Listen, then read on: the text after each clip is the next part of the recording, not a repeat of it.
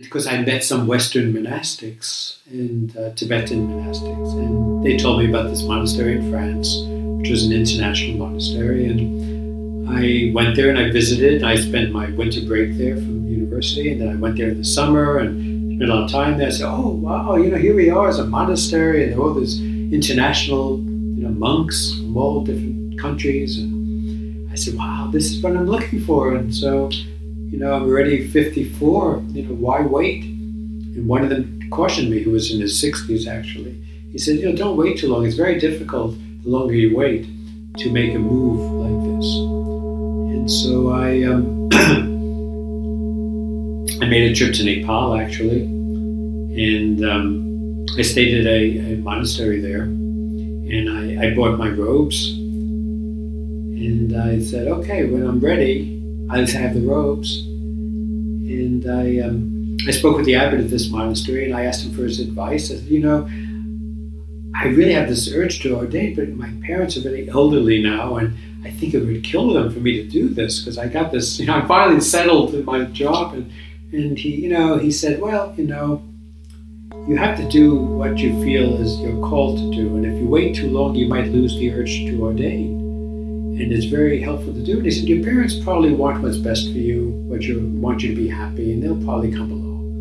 They'll accept it." That's what he said.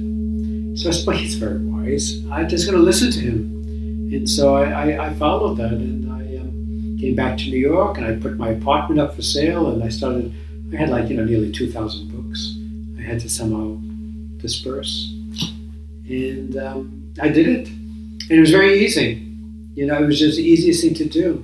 I just felt that, wow, the renunciation was just so strong that I didn't care. I mean, I'm living in New York. I liked it, but, I wanted to devote myself full time to the spiritual journey, my spiritual path. And what I found was happening, because I would be spending so much time going to retreats and weekend workshops and different things. I was not putting a lot of effort into teaching.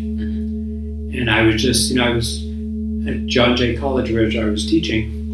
I taught a lot of the same courses over again. It was a survey of literature, of classical literature, actually. And I was teaching it so many times that I didn't have to prepare at all. I didn't try to make it different. I just kept on doing the same stuff over and over again. No preparation. And I thought, well, I don't think I'm really giving my full effort to my teaching, because I can't do both. And the spiritual path really won. And so I had to make that decision, and I did. And so I left at the end of 2007 and went to India, and had the good fortune of ordaining with His Holiness the Dalai Lama. Which is huge. I mean, Yes. I was going to say, I had very little knowledge about Buddhism before this, but I think everybody who listens to this will know the name, the Dalai Lama. Yes. And that's so significant for that to be the way you're brought into it. Yes. And it was just I remember so clearly that wonderful experience of, we had to go through a training first. We spent a month in Dharamsala, which is in the foothills of the Himalaya. In the middle of winter, it was, very harsh living conditions.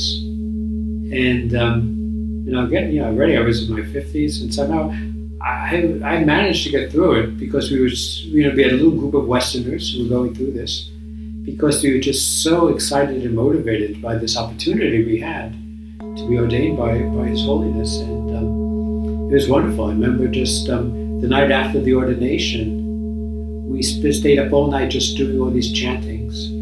We had the celebration. Wow. And then I went to France the next day to Nalanda Monastery, where I took a residency. And so even though you were running on this adrenaline, and it was, surreal in that regard, were you at all reflecting wow, a month ago I was living in a Manhattan apartment as a professor, now I'm in the Himalayan mountains, I was ordained by the Dalai Lama, and moving to was it France first, or I moved to France. Yeah, so no, I didn't. New York just went. In fact, the sale of my apartment occurred without me being there.